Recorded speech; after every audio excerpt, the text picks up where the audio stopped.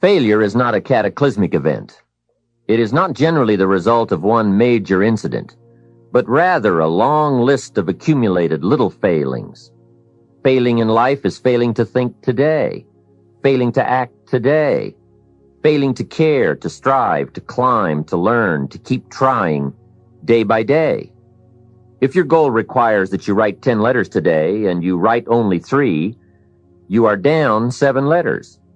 If you want to make 5 calls and you only make 1, you are down 4 on calls. If your plan calls for saving $10 today and you save none, you're down $10 today. Now the danger is looking at an undisciplined day and concluding that no great harm has been done. It doesn't seem like such a bad day. But add up these days to make a year, and then add up those years to make a lifetime, and perhaps you can now see how repeating today's small failures can easily turn your life into a major disaster. Success, on the other hand, is just the same process in reverse. If you plan to make 10 calls, and you end the day making 15, now you're up 5 calls. If you then get up a few on letters, move up the savings numbers, you can see what a massive difference it could make in a year, and what wealth and accomplishment awaits for a lifetime. Discipline is like a set of magic keys that unlocks all the doors of wealth, happiness, sophistication, culture, high self-esteem, pride, joy, accomplishment, satisfaction, and success. Discipline does many things, but most important of all is what it does for you. It makes you feel better about yourself. Even the smallest discipline can have an incredible effect on your attitude. And the good feeling you get, that surging feeling of self-worth that comes from starting a new discipline, is almost as good as the feeling that comes from the accomplishment of the discipline. Discipline, those unique steps of intelligent thought and activity that put a lid on temper and a faucet on courtesy, that develop positive and control negative, that encourage success and deter failure, that design lifestyle and control frustration, that enhance health and curb sickness, that promote happiness and manage sadness. So start the new process. You can begin a new habit no matter how small it is. Small isn't important. Whether or not you start and whether or not you continue are all that is important. So to have a prosperous life, start a prosperity plan. To become wealthy, start a wealth plan. Remember, you don't have to be wealthy to have a wealth plan. A person with no means can have a rich plan. If you are ill, start a health plan. If you don't have energy, start an energy plan. If you don't feel good, start a feel-good plan. If you're not smart, start a smart plan. If you can't, start a can plan. If you haven't, start a have plan. Anyone can. Even a bad person can start hearing good messages and reading good books. Recognize that the start of the better life, the happy life, the wealthy life, is today. This is exciting. Both the process and the result can begin today. Start the new journey today. If you think of a new idea, today is the day to begin the discipline of putting that idea into action. Set this day up as a long, busy, exciting start for your new life. Get your first book for your new library today. Begin your new practice of setting goals today. Start clearing out a drawer of your new orderly desk today. Start eating an apple a day on your new health plan today. Put some money in your new investment for fortune account today. Start reading with intensity for your new wealth of mind plan today. Write a postponed letter today. Make a delayed telephone call today. Pick up your camera and take a picture of something to start your new treasury of photographs today. Get some momentum going on your new commitment to the better life. See how many activities you can pile on in this first day. Go all out. Break away from the negative downward pull of gravity. Start the thrusters going. Prove to yourself that waiting is over, hoping is past, and that faith and action have now taken charge. It's a new day, a new beginning for your new life. With discipline, you can't believe the list of positive moves you can make in the first day of your new beginning.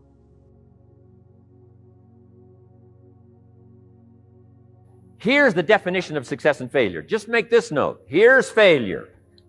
A few errors in judgment. Repeated every day. A few errors in judgment repeated every day. I'm with my father. I think I told this story the last time I was here. My father, 88 years old, he's never been ill, still hasn't retired. Not long ago, midnight, we're getting ready to go to bed. We've drilled a new well, got some extra water, got some more acres going. He's all excited. At midnight, we're getting ready to go to bed. My father's eating what he calls his midnight snack. A little bite to eat before you go to bed. Don't have to go to bed hungry. And I'm watching him eat this midnight snack. Guess what he had? An apple, a few graham crackers, and a glass of grapefruit juice. As I watched my father have this midnight snack, suddenly it occurred to me.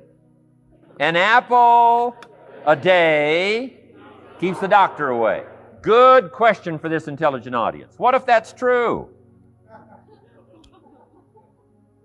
You say, well, Mr. Rohn, if that's true, that would be easy to do. Then what's the problem?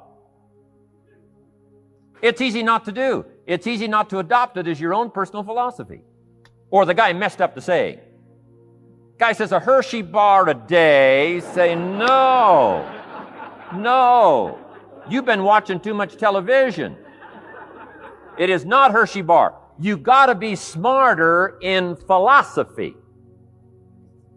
than to fall for the Hershey bar a day when it's an apple a day. You got to be smarter than that. And if you make that kind of an error in judgment every day for 6 years, I'm telling you, it'll accumulate into disaster. Sometimes the first year you say, well, you know, I'm so healthy now, what difference is it going to make? You got to be smarter than that. Just because disaster doesn't fall on us at the end of the first day doesn't mean disaster isn't coming. You got to be so smart that you look down the road and say, will the errors in my present judgment of philosophy, what's that going to cost me in 1 year, 6 years, 1 month, 6 months? I'm telling you, the money cost and the health cost and the success cost is too gigantic if you'll look down the road a little ways and say, are there errors in my current judgment like an apple versus a Hershey bar? Is that just a good illustration of some of the rest of my errors in judgment? If it is, that's where I found myself at age 25. I started working when I was 19. I met my teacher who helped turn my life around when I was 25. That's 6 years. At the end of the first 6 years of my economic life, I've got pennies in my pocket. I've got nothing in the bank. The creditors are calling saying, hey, you told us the check was in the mail. I'm embarrassed. I'm behind on my promises. I live in America. I'm 25-year-old American male. I got a nice family, every reason to do well. And I'm messed up. Now, what's messed up? I used to think it was the community that was messed up, and the country was messed up, and the government was messed up. If those Democrats ever get in the White House, that'll really mess things up. If the Republicans stay in power, that'll really mess things up.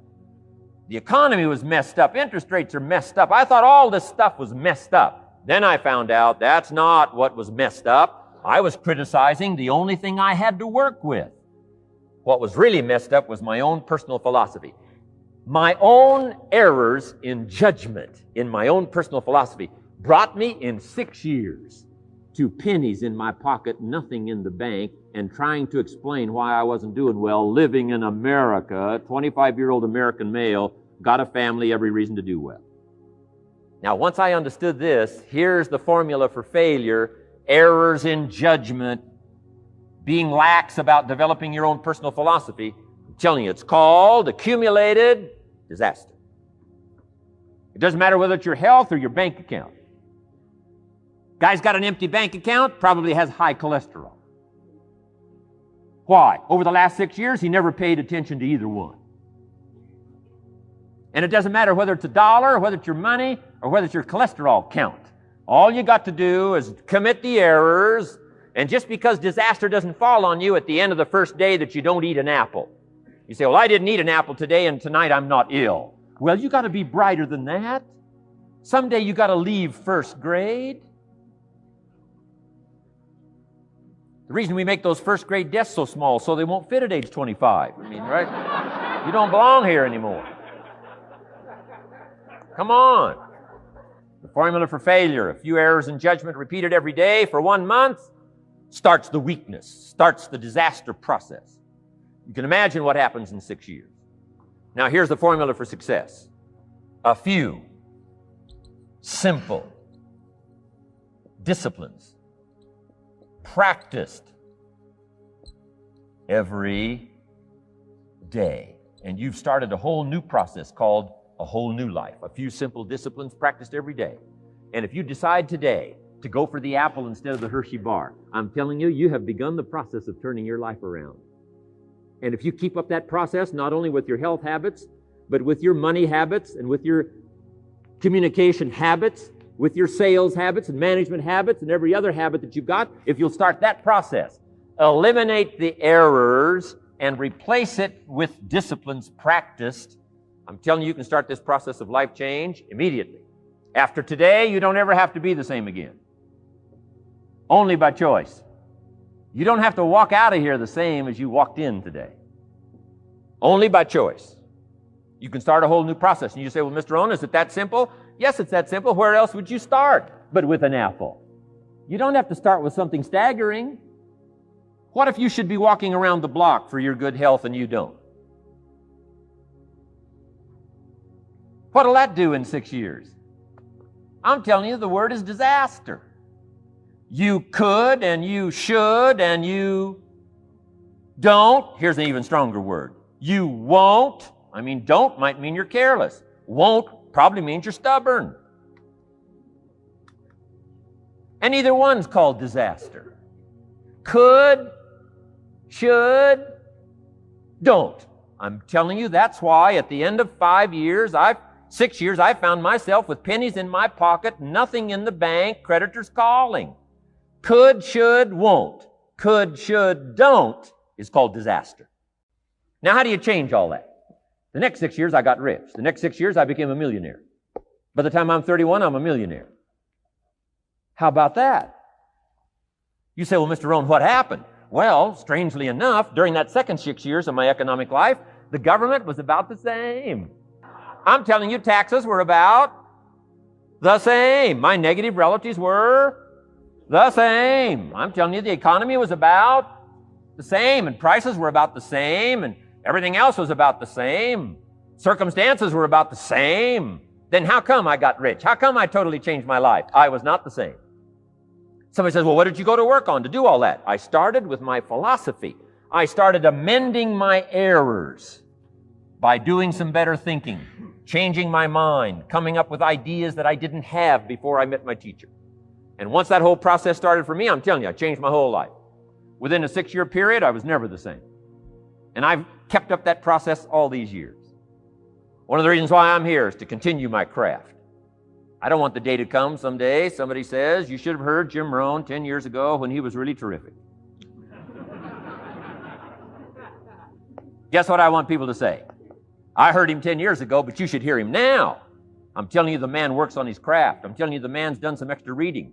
I'm telling you, the man doesn't miss a trick. I'm telling you, he's worked hard on himself. That's why he's able to deliver like he does. The same thing can happen for you as a teenager. It can happen to you as a mother, as a father, as a business person, as a salesperson, running a business. Doesn't matter. Management, wherever you find yourself. This is the process called personal change. And what I say to start with is start with your own philosophy. Your philosophy is going to determine whether or not you go for the disciplines or continue the errors that's called potential disaster. And everybody has it within their power. Well, it was so happy for me to find out at age 25, Mr. Shove said, Mr. Rohn, you don't have to change countries. But you do have to change philosophy. And if you'll change philosophy, not country, you can turn around your income, you can turn around your bank account, you can turn around your skills, you can become capable, powerful, sophisticated, healthy, influential, all the other equities that you could possibly want out of your life using the only stuff there is and not trying to change any of this stuff. Appreciate all of this stuff with all of its ups and downs, with all of its mystery of why it works and sometimes it doesn't work. You don't have to ask for another planet. You don't have to ask for another country. Just ask for another book. Ask for another seminar. Ask for another idea. And you can start this whole process of personal life change. People who are going to be really successful in the future are willing to make sacrifices in the present in order to guarantee that future. And by sacrifices, we mean they're willing to put in the long hours.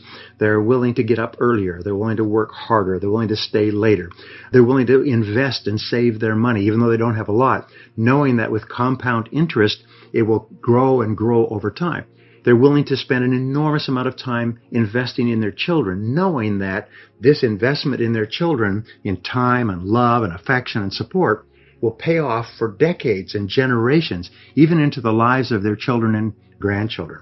So sacrifice is the critical word, and sacrifice means that you have the ability to discipline yourself. You have the ability to delay gratification in the short term so that you can enjoy far greater rewards in the long term.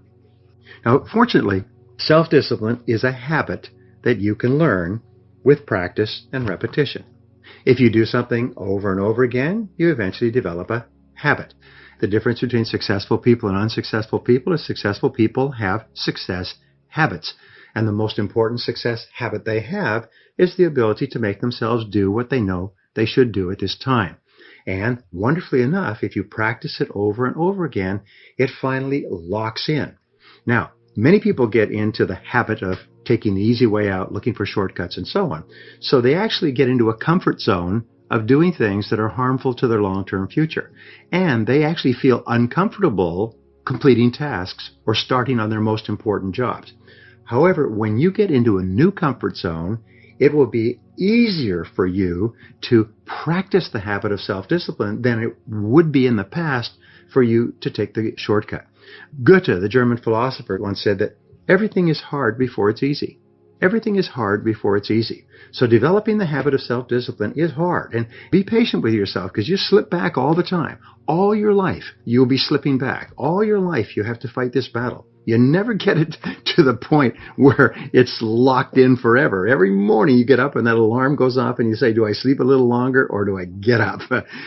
Every time you look at a list of things to do, you say, do I start with the most important thing? As they say, do the worst first.